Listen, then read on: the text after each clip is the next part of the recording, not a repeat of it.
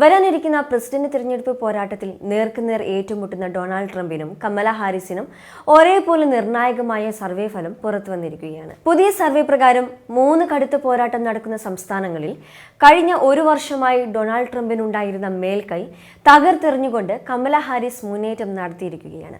New York ടൈംസും Siyana കോളേജും നടത്തിയ വോട്ടർമാരുടെ അഭിപ്രായ സർവേ പ്രകാരം മിഷിഗൺ, പെൻസിൽവാനിയ, വിസ്കോൺസിൻ എന്നിവിടങ്ങളിൽ കമല ഹാരിസ് 50% വോട്ടുമായി ട്രംപിന്റെ 46% വോട്ട് ശതമാനത്തിനെതിരെ മുന്നിട്ട് നിൽക്കുകയാണ്.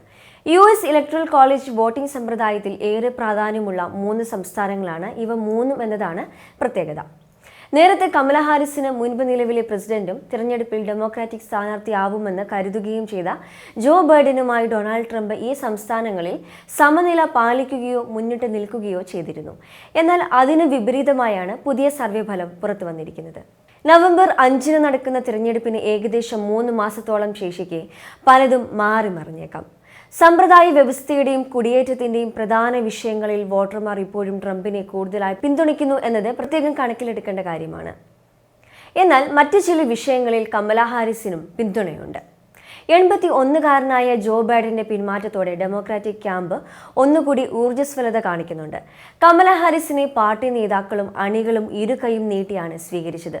ട്രംപുമായി നടത്തിയ സംവാദത്തിൽ മോശം പ്രകടനവും പ്രായാധിക്യവും ഉൾപ്പെടെയാണ് ബൈഡന് തിരിച്ചടിയായത്.